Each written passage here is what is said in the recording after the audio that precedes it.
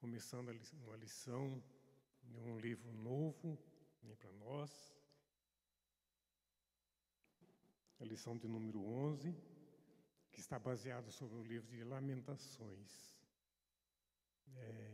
Nós, quando vemos, eu principalmente quando vou ler o livro de Lamentações, logo a gente já lembra em Jeremias. Lamentações de Jeremias. Mas antes de tudo, gostaríamos de agradecer a Deus por o privilégio de poder estar aqui nesta manhã. Temos nossos visitantes, lá atrás. Que Deus esteja abençoando ricamente. A Cleide, Nora, é isso? Sogra Nora. Visitantes que já são membros da igreja. Que Deus esteja abençoando cada um que está aqui, cada um que está nos visitando. Vamos colocar de pé, vamos estar orando, pedindo a bênção de Deus sobre as nossas vidas. E vamos estar orando também, cada um está aí no seu lugar. Lembre das pessoas que estão nos seus lares, pessoas que estão recuperando de enfermidade, pessoas que estão passando por situação difícil agora por esses dias, esse resfriado forte que está dando. Vamos estar orando para que Deus esteja abençoando, cuidando da vida de cada um. Santo Deus e Pai, te agradecemos por tantas bênçãos, pelo teu cuidado, te agradecemos por estarmos aqui, reunidos em teu nome, para aprender um pouquinho mais de ti. Que o Senhor fale ao nosso coração, que o Senhor nos use como servo do Senhor, nos use como instrumento, Senhor, para poder falar, ó Deus, compartilhar com os irmãos aquilo que o Senhor já colocou no nosso coração. E abençoe os irmãos também que possam entender a tua mensagem, esteja cuidando de cada um, lembrando, Senhor, dos irmãos que estão nos seus lares, se recuperando de enfermidades, estão recuperando, Senhor, de dores, ó Pai. Lembrando, Senhor, da família enlutada, lembrando dos irmãos que estão enfermos, da tua cura, a tua paz, o teu perdão. Fortalece a tua igreja, Senhor. Dá-nos tua bênção, Senhor. E cuida de nós, o nosso coração, a nossa mente. Em nome de Jesus nós oramos com perdão dos nossos pecados. Amém, Senhor. Os irmãos podem se assentar. Então, abram as suas Bíblias, vamos abrir as nossas Bíblias, no livro de Lamentações. Lamentações, no capítulo 1. E deixe a sua Bíblia aberta nesse texto, que no decorrer da lição nós vamos estar sempre frisando sobre alguns versículos. A nossa lição está baseada nesse texto de Lamentações, no capítulo 1, do versículo 1 ao versículo 22.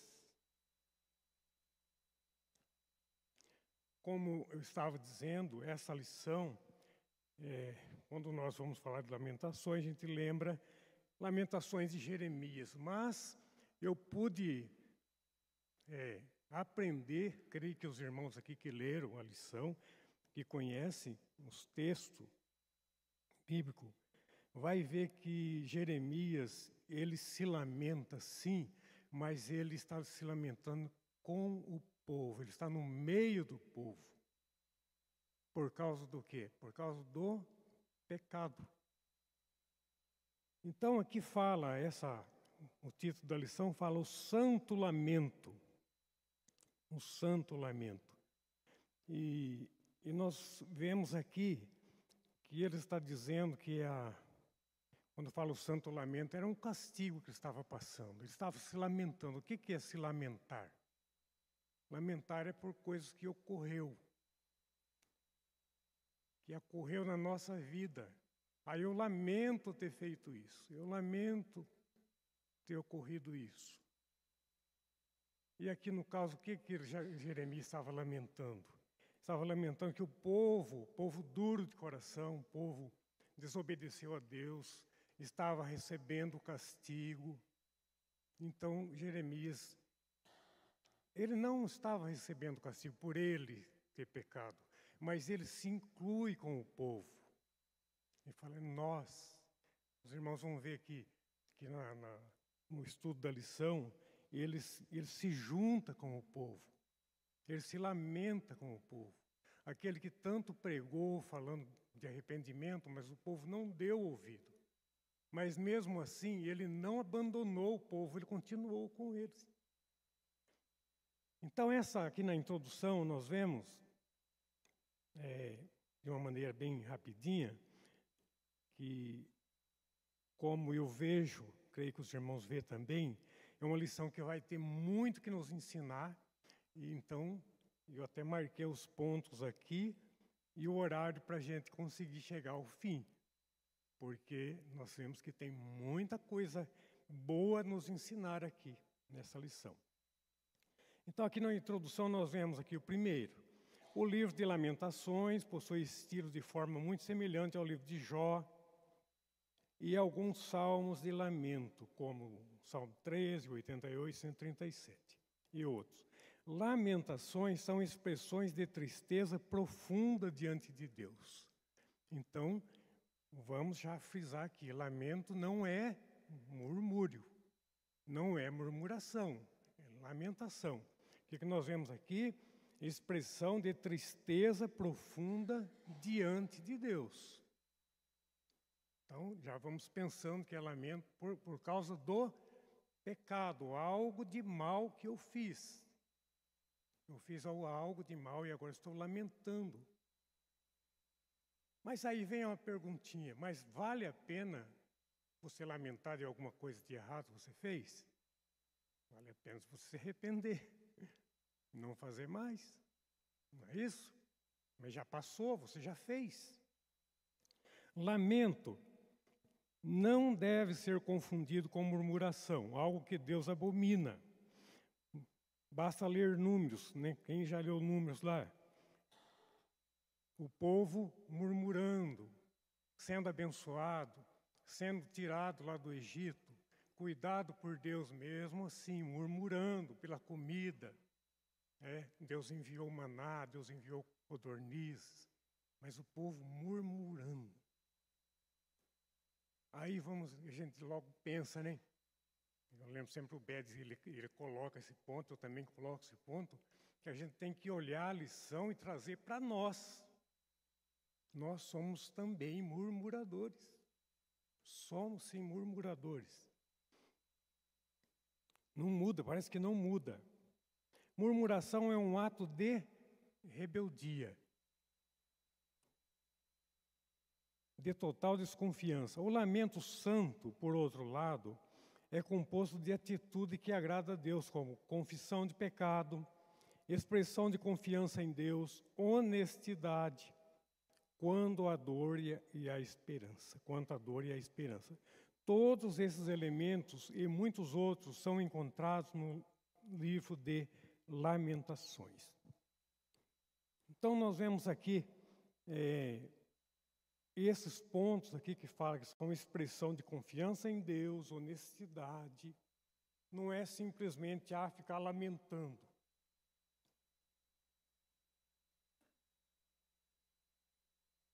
É muito mais que isso. Ficar só lamentando não adianta. Mas expressão de confiança em Deus, honestidade. O que é a pessoa honesta? É aquele que reconhece o erro e pede perdão. Que gera um abandono, tem que gerar um abandono. Não adianta ficar só falando. Nesta lição também, veremos a honestidade do profeta. A honestidade do profeta quanto à sua real situação. Reconhecimento do castigo merecido. Súplica por misericórdia e confiança no caráter de Deus. Aí vem a palavrinha aqui para nós. Nós também devemos, com toda a reverência, diante de Deus, aceitar os seus desígnios e manter firme a nossa fé em Jesus Cristo. A gente não gosta muito de falar.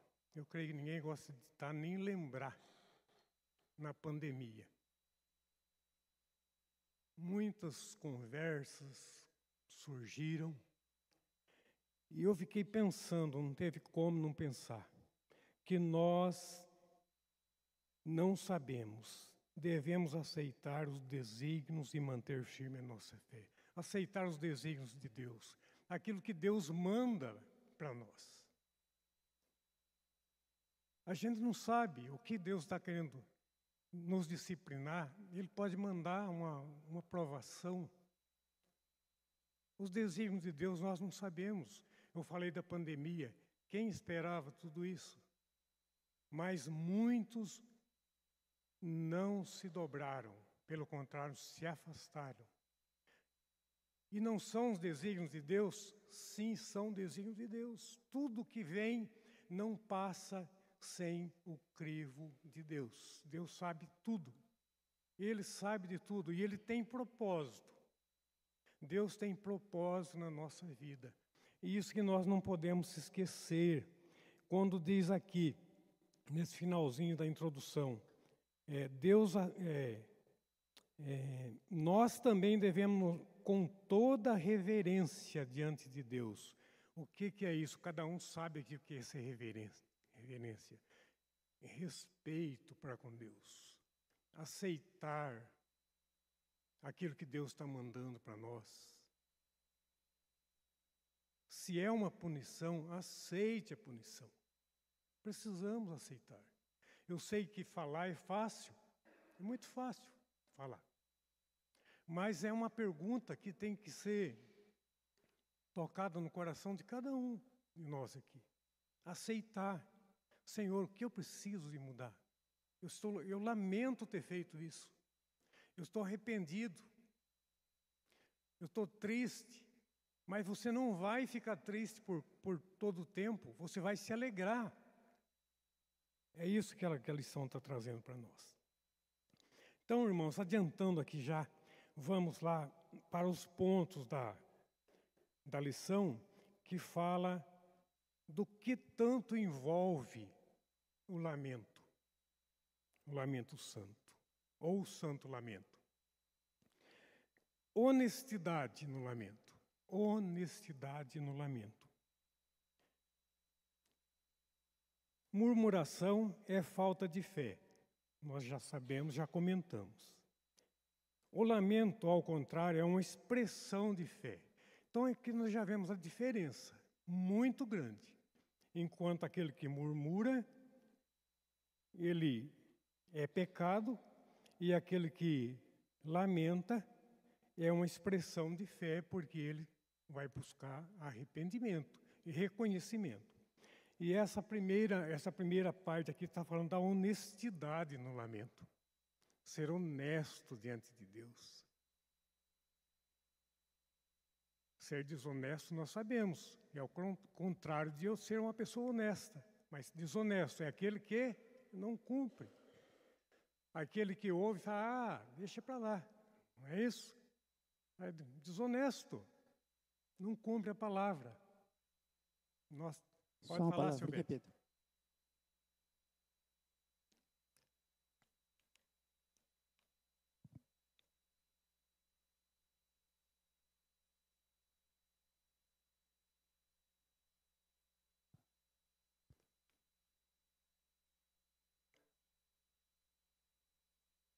Sim. Honestidade do lamento, então, também pode ver lamento sem honestidade. Uhum. É bom deixar claro isso, porque lamentar, todo mundo se lamenta. Uhum. E depois, mais à frente, a gente vai ver melhor isso. E a honestidade do lamento. Isso. Se ter um lamento sem santidade, sem buscar isso, é contrário à vontade de Deus. É a mesma coisa da murmuração, ou pior, quem sabe até. E a honestidade do lamento. Isso que o Beto falou aí que ele está falando, comentou até que lá na frente vai falar mesmo sobre isso. Né? Mas que é um lamento, mas não é santo. Né? Lamento. Eu lamento ter feito isso. mas não mudou nada, né? Então, aqui nós vemos aqui que ser honesto é aceitar a disciplina, é abraçar a disciplina. Aqui no versículo 1, os irmãos estão com a Bíblia aberta, fala assim: como já a solitária cidade, outrora populosa, tornou-se como viúva, a que foi grande entre as nações, princesa entre as províncias, ficou sujeita a trabalho forçado. O que ele está falando aqui já nesse primeiro versículo? Quando ele fala aqui, nós vemos o quê? 3 palavrinhas, 2 palavras relacionadas, mas são 3. Solitária. Ou solitária, o que é? O que é uma pessoa? Essa está falando lá de Jerusalém, que era uma cidade próxima, que todos olhavam para Jerusalém e via ela como grande. Agora ela ficou solitária. A disciplina de Deus estava ali. Ela fala como, o que ele está dizendo? Como solitária, depois como viúva, sujeita a trabalho forçado. Os irmãos, para quem conhece um pouquinho, né? Eu sempre uso essa palavra, um pouquinho da palavra de Deus, nós sabemos que lá no passado, as viúvas ficavam desprovidas. Tinha que trabalhar, quando ela perdia sua esposa, tinha que trabalhar pesado. Hoje é totalmente diferente. Nós temos uma pensão, mas naquela época era diferente, ela sofria. O apóstolo Paulo mesmo falava lá, né, que para a igreja cuidar das viúvas, dos órfãos. Então, quando alguém ficava viúva, precisava que a igreja cuidasse delas, amparasse, ter um amparo. Mas Jerusalém ficou assim, sujeita a trabalhos forçados, escrava. Né? O que é o trabalho de um escravo? É aquele que está trabalhando embaixo do chicote, embaixo de ordes, fazendo trabalhos forçados. O relato do sucesso do reinado de Davi, em 2 Samuel, é da glória de Deus trazida por Salomão, em 1 Reis. Revela quão grandioso e poderoso foi o povo de Deus no passado, para depois se tornar tão desprezível. Está lá no versículo 8. Os irmãos vão acompanhando aí. Tá? No versículo 8 de Lamentações, no capítulo 1. Aquela para quem as nações pagavam tributo, aquela que antes apontava a direção para todas as nações, que servia de vitrine, todos olhavam para ela, né, Jerusalém, para que o mundo soubesse quem é o nosso Deus. Deuteronômio 6, versículo 8, fala isso. Foi rebaixada a posição mais humilhante. Foi rebaixada. Quem rebaixou? Deus fez isso. Deus aplicou a disciplina. O lamento do profeta é perfeitamente compreensível. Está lá no 1, versículo 2 e o 2:18. Jerusalém está inconsolável. Outro aspecto de situação está no abandono que sofreu. Dos que antes se diziam aliados, aqui está falando lá do povo de Egito, nem vai estar dizendo aqui.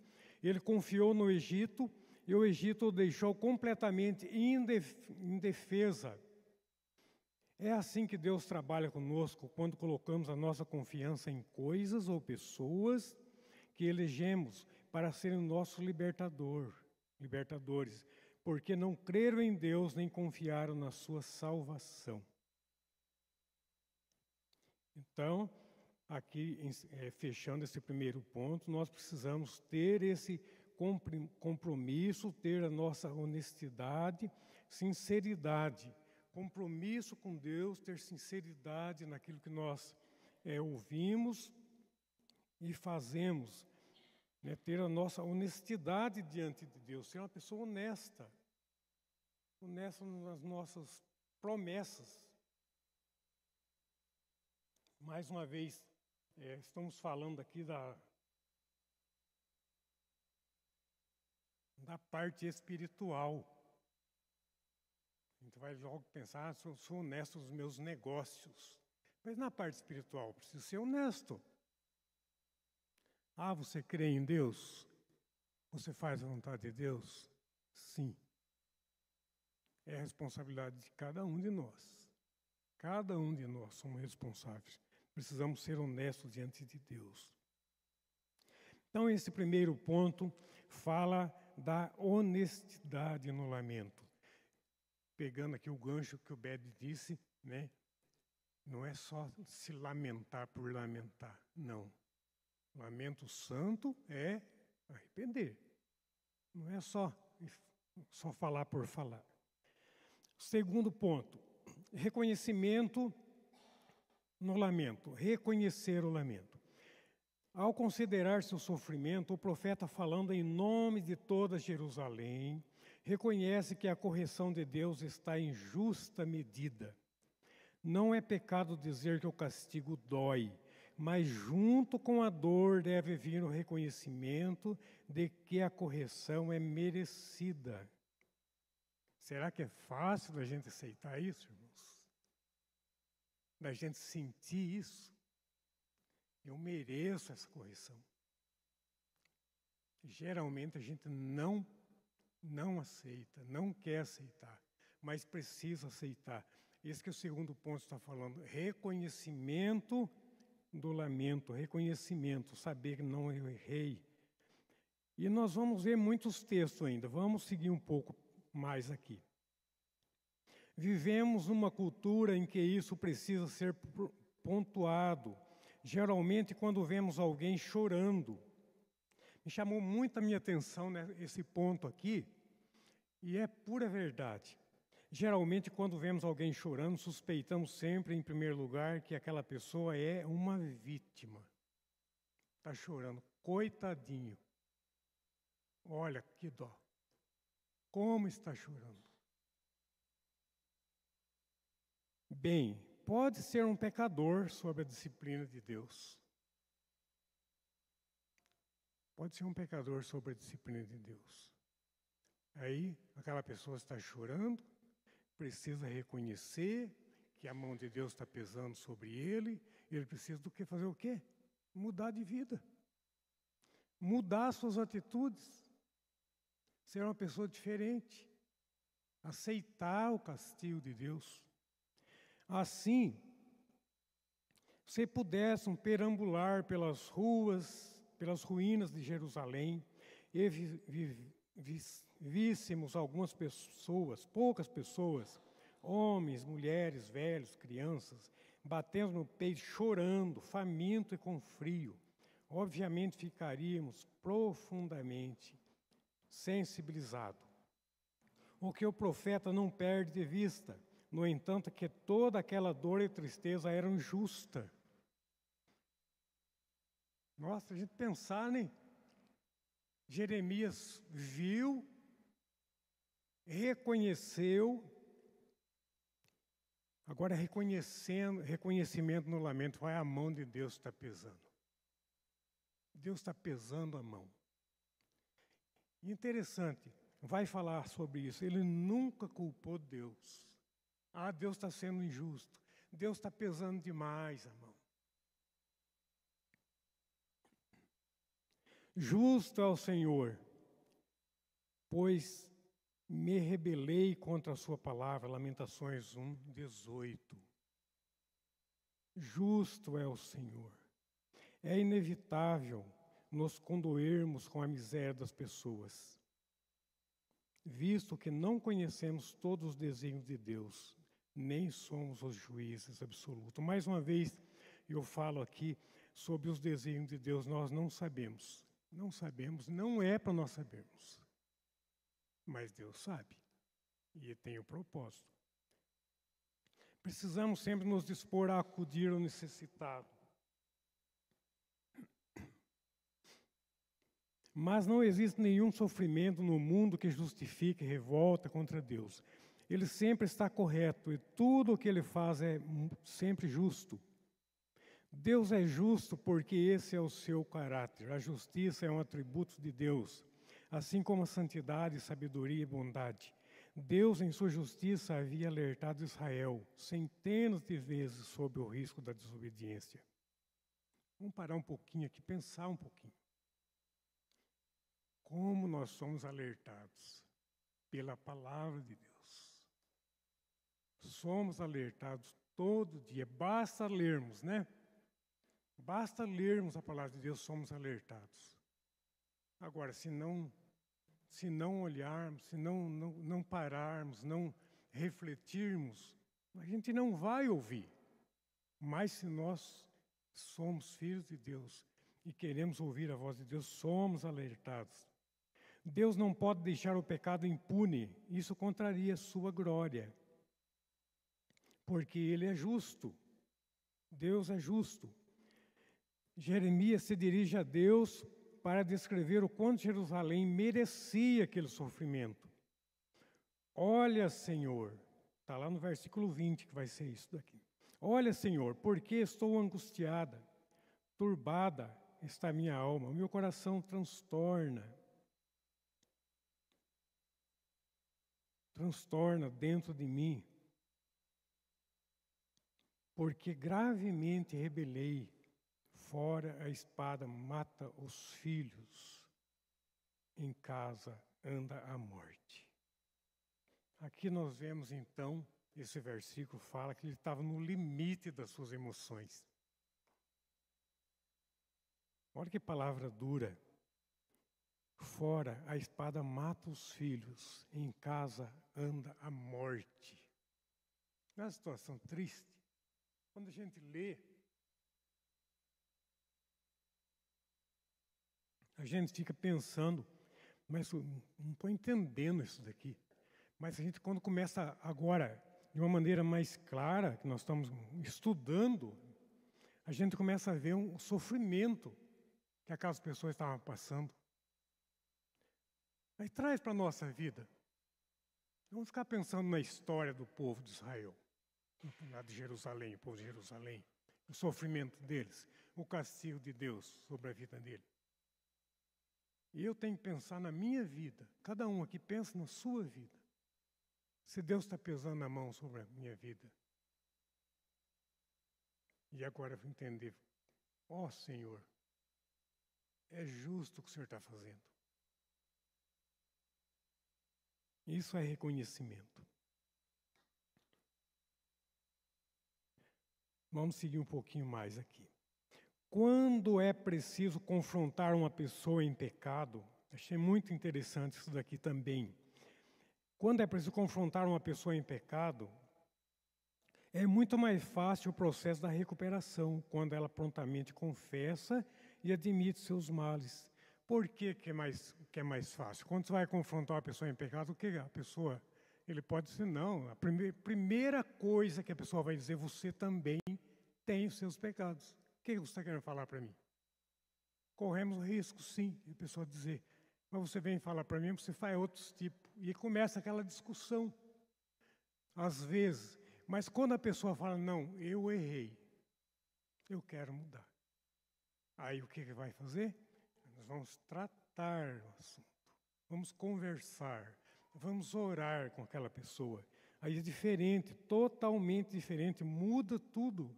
Aí aquela palavrinha direta, aí é tratável. Como que nós vamos, estou falando nós de uma maneira geral, como que nós vamos tratar o pecado de alguém, né, aos nossos olhos, né, de alguém que está pecando, e a gente vai querer ajudar e aquela pessoa não quer ser tratada. É isso que ele está dizendo, que é muito mais difícil. É muito mais fácil tratar o pecador arrependido. Mas quem resiste ao arrependimento está em pecado. Piora a situação. É como uma infecção sem tratamento que avança e progride, corroendo a saúde do enfermo. Quanto mais o doente demora para procurar um médico, mais grave se torna a sua doença e mais difícil fica o tratamento. Assim, o pecado não confessado. Então, vou fechar aqui esse segundo tópico aqui para a gente comentar daí um pouquinho. Sendo Deus justo em todos os seus caminhos, O melhor que podemos fazer a nossa própria alma é viver em contínuo arrependimento, sempre observando nossos caminhos, sempre em autoexame pela palavra, para que venhamos a lamentar e nos arrepender em tempo de sermos disciplinados e restabelecidos. Me chamou a atenção assim, ó. Você se arrependeu, mas mesmo assim eu vou ter que te dar um puxãozinho de orelha. E eu lembro muito bem, quando estava meditando nessa parte aqui, eu me lembrei de quando eu tinha 12 anos. A primeira surra, a última surra que eu tomei do meu pai. A última. Não vou contar o que eu fiz. Não quero ficar prolongando aqui. Mas eu fiz algo que ele não gostou. E ele queria muito bem eu. Quando cheguei em casa, estava uma vara para criança, era nessa altura, no chão, do ladinho do fogão. Eu olhei assim e falei, é hoje. De repente, tá bom. Ele veio e falou, vem aqui um pouco. É com dor no coração, mas eu vou ter que te dar umas varadas, para o seu bem. Então, irmãos, a disciplina, ela dói, mas é para o nosso bem. Aí Deus nos disciplina, não é que a Bíblia fala que a disciplina vem para nós, para a nossa correção, para o nosso próprio bem. E lá no texto lá, que talvez não dê tempo para a gente ler, em Romanos 12, no versículo 10, fala que é para um fim proveitoso. Quando Deus nos disciplina, é para cuidar dos nossos caminhos.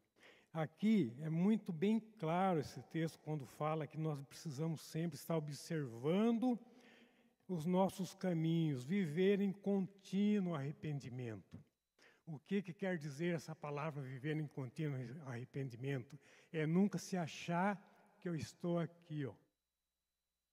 É sempre achar que eu preciso da graça de Deus. Isso é buscar, é viver em arrependimento. Observando os nossos caminhos, sempre em autoexame pela palavra, para que venhamos a lamentar e nos arrepender em tempo de sermos disciplinados e restabelecido.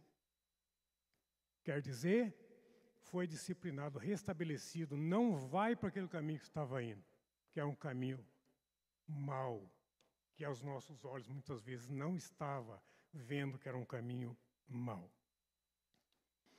Então, segundo ponto, reconhecimento no lamento. Terceiro ponto, súplica no lamento. Eu vou deixar vocês falar depois, tá bom? Vamos correr aqui um pouquinho, tem uma parte muito interessante. Súplica no lamento agora. Vê, Senhor, a minha aflição, porque o inimigo se torna insolente. Capítulo 1, versículo 9. Vê, Senhor, e contempla, pois, me tornei desprezível.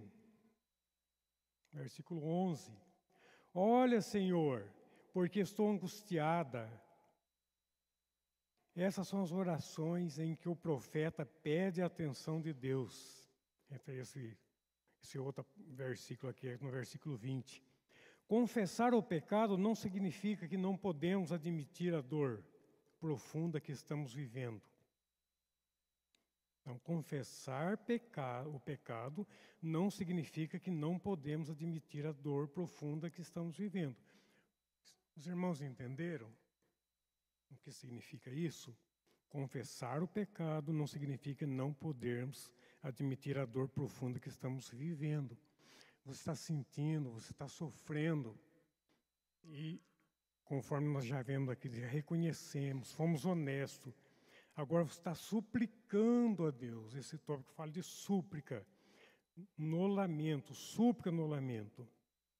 Levanta-te, clama de noite no princípio das vigílias, derrama como água o coração perante o Senhor.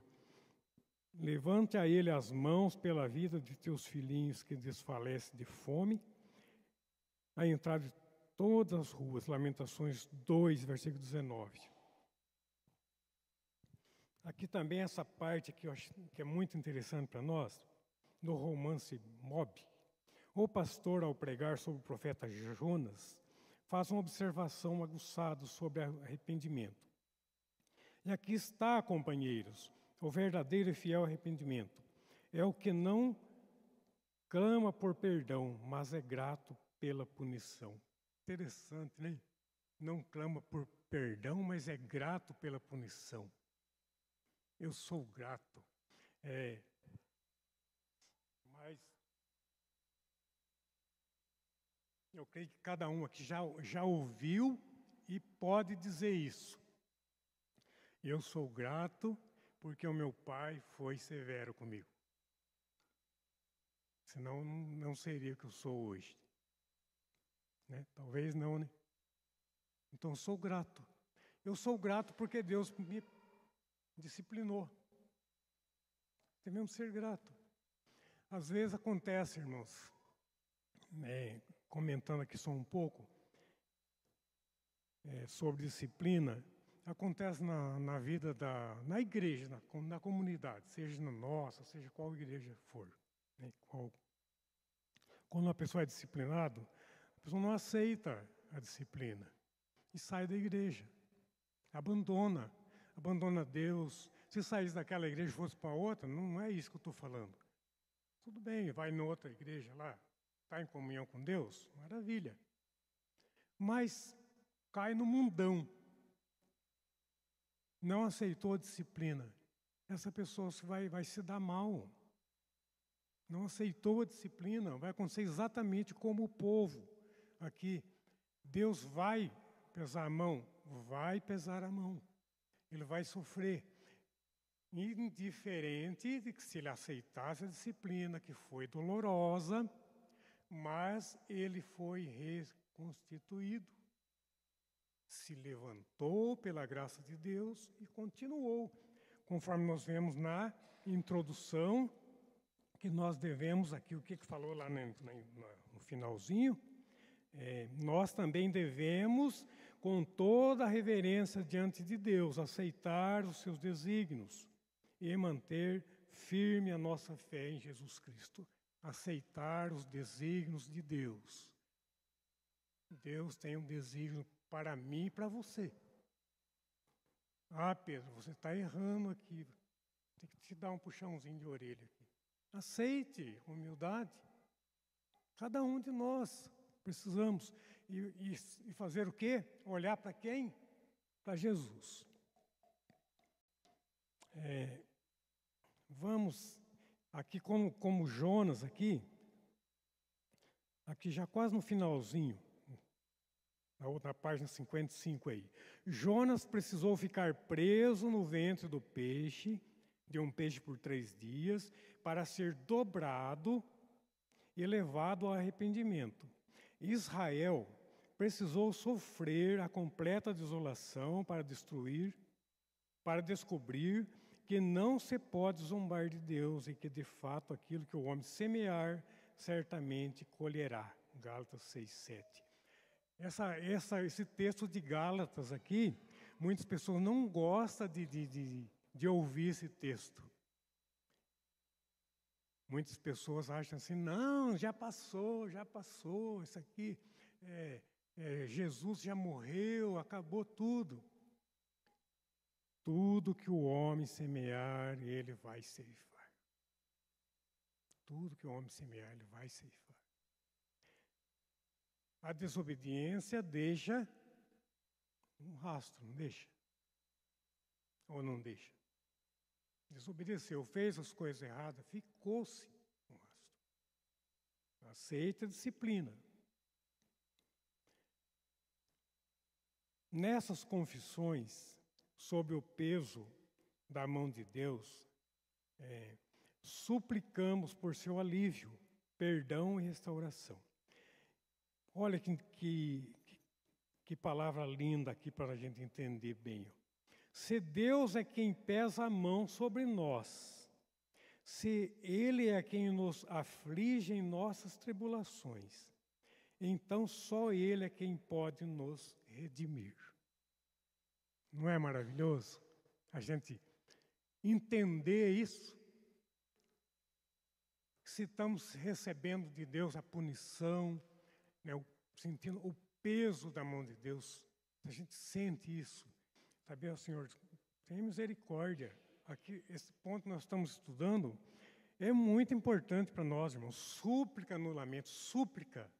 Suplicando a Deus. Ele está pesando a mão, então só Ele pode nos redimir. O que é essa palavra redimir? Nos livrar, nos tornar redimido, leve, sem aquele peso na nossa consciência, na nossa vida. Redimir, tirar disso, tirar aquilo de nós. E assim, então, eu coloquei até aqui, tendo esperança. A gente tem esperança, por quê? Porque Jesus está conosco, prometeu estar conosco, ajudando a nos carregar o fardo. O quinto ponto, o quarto ponto, confiança no lamento. Se murmuração é resultado de falta de fé, então, naturalmente, também é resultado de desesperança. O lamento não é apenas uma reação natural da fé do crente, mas também um privilégio. Deus recebe o nosso lamento porque ele é fruto de fé e esperança. Essa é a última marca do lamento que destacamos nesta lição. Vamos parar aqui um pouquinho, que a gente vai ter um tempinho para a gente concluir. Então, o lamento não é apenas uma reação natural da fé do crente, mas também um privilégio.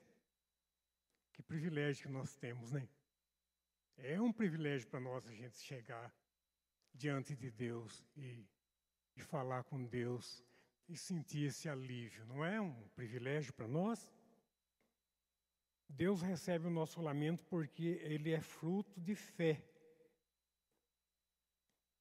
e esperança. Fé e esperança. Fé que nós não podemos perder a fé. Será que se nós perdermos um crente, um cristão que perde a sua fé, é um cristão que está fadado à ruína, não está? Perdeu a fé, perdeu tudo. O que nos mantém de pé é o quê? É a nossa fé. Nós temos fé e temos esperança. O que é o mundo? Se o mundo não tem fé, não tem esperança. A fé e a esperança caminham juntos. A nossa fé em Deus nos fortalece. A nossa fé, a nossa esperança nos anima a caminhar. Por quê? Nós não olhamos só para essas circunstâncias daqui terrena, mas nós temos um olhar para frente. Esperança. O que a Bíblia fala que esperança? Esperança que vê não é esperança, mas nós temos esperança lá na frente. Isso nos anima a perseverar. E a nossa fé em Jesus nos anima a confessar, nos anima a sentir que Deus está querendo o nosso bem, através da fé, que é Ele mesmo que coloca no nosso coração. Então, quando enfrentamos um sofrimento muito intenso, imaginamos que esse sofrimento é o pior de todos. E isso daqui me chamou muita atenção também. Como sofrer, aqui o Jeremias, ele está fazendo uma colocação aqui, como se Jeremias estivesse falando. Eu demorei um pouquinho para me entender quando eu estava estudando. Vamos ver se os irmãos vão ter esse raciocínio que eu tive. Quando enfrentamos um sofrimento muito intenso, imaginamos que esse sofrimento é o pior de todos. Como sofrer de maneira justa? Como sofrer de maneira justa? Está lá um pontinho lá. Como chorar sem cultivar amargura no coração? Tá, mais um pontinho de interrogação aí. Como manter um coração piedoso num lamento dolorido? Mais um pontinho. Não vos comove isso a todos vós que passais pelo caminho? Está tudo no texto, irmãos.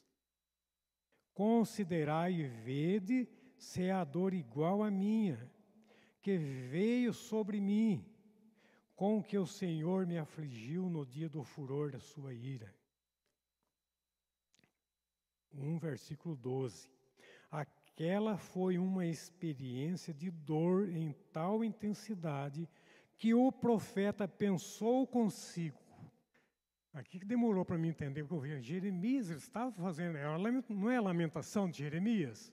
Estava lamentando. Aquela foi uma experiência de dor em tal intensidade que o profeta pensou consigo, Deus não economizou na sua ira, pesou a mão forte. Ele realmente me desconjuntou a alma por completo. Será que alguém já sentiu essa dor que eu sinto agora? A resposta é sim. Sim, há dor igual e há uma dor ainda pior. Não há qualquer outro lugar nesse mundo, por mais lúgubre e inóspito que seja, nem qualquer experiência seja de perda, de enfermidade ou morte. Não existe nenhum poema ou canção, nem lamento ou elegia. Não há qualquer profundidade de alma, ainda, que fossem reunidos todos os mais excelentes poetas de todos os tempos, que possa expressar com mais perfeição e concretude o significado de dor do que o sofrimento do Salvador no Calvário.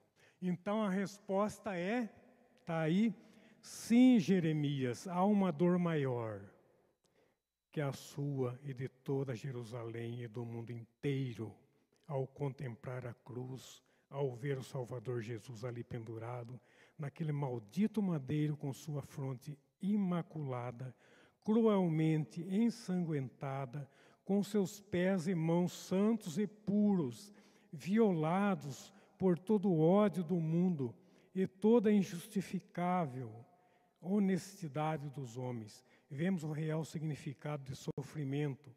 Jesus Cristo, mais do que qualquer outra pessoa, sabe o que é padecer. Então, quando diz aqui a resposta, sim, Jeremias, há uma dor. Essa dor foi por Jeremias, foi por mim, foi por você.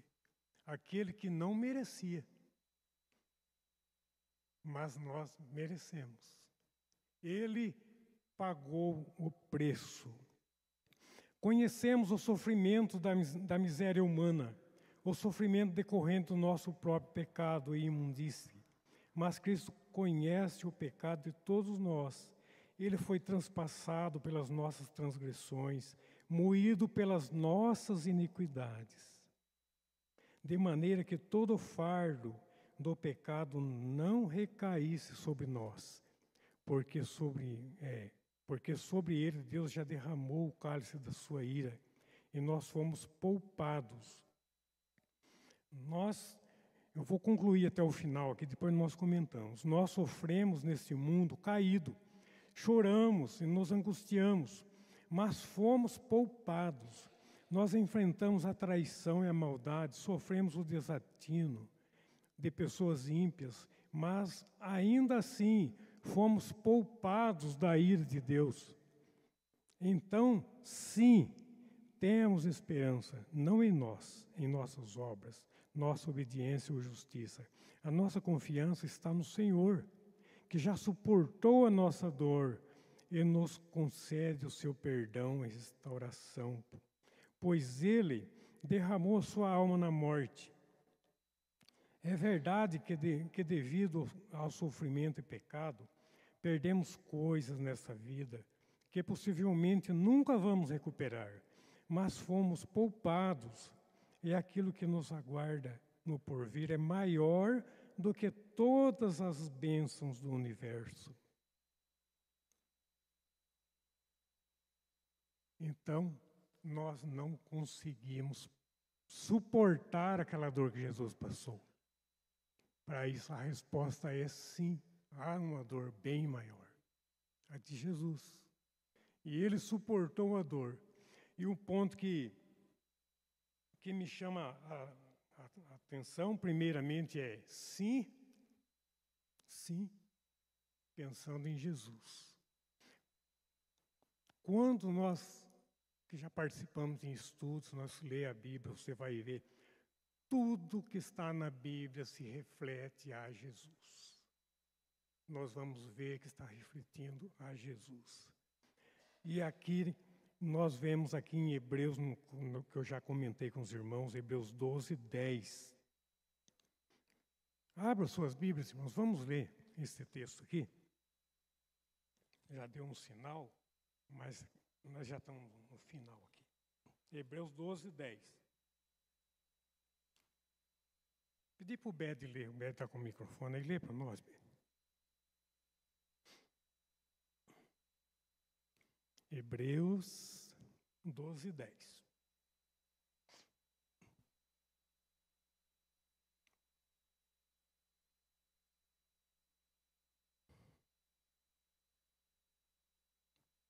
Pois eles nos corrigiam por pouco tempo, segundo melhor lhes parecia. Deus, porém, nos disciplina para aproveitamento, a fim de sermos participantes da sua santidade. Olha que maravilha, aquele texto que eu tinha comentado, né? Pois eles nos corrigiam por pouco tempo. Eu estava falando dos nossos pais, nos corrigiam por um pouco tempo. E é pouco mesmo, ser 50, 60 anos, nós temos nossos pais junto ali, nos corrigindo. É pouco tempo, comparando com a eternidade. Pode entrar, irmãos, pode vir sentar, né? Ele nos corrigiu por pouco tempo, segundo melhor lhes parecia. Deus, porém, nos disciplina para aproveitamento. Para aproveitamento. Deus nos disciplina para que nós tenhamos gozo completo na eternidade. Estamos seguros nas mãos de Deus. Vamos concluir aqui. Honestidade, reconhecimento, súplica e confiança são elementos que compõem o lamento de um filho de Deus. Lamento não significa falta de fé, desde que o façamos com toda a referência diante de Deus, aquilo que o presbítero Bed falou, né? Desde que façamos com toda a reverência diante de Deus. Aceitemos os seus desígnios e mantenhamos firme a nossa fé em Jesus Cristo. Aceitemos os desígnios de Deus, a correção de Deus. Aceitemos aquilo que Deus está proporcionando para a sua vida. Não se esqueça que esse tempo nosso aqui é limitado por pouco tempo. Deus tem plano para a nossa vida. Ele quer nos aperfeiçoar. Aplicação. Aprenda a lamentar mais pelos seus pecados do que pelos seus problemas. Empenhe-se para perceber que em suas tribulações Deus está fazendo um trabalho importante, que é o seu aperfeiçoamento. E isso é mais importante do que sair dos problemas. Então, se temos problemas, sabemos que é para nós se achegarmos mais a Deus.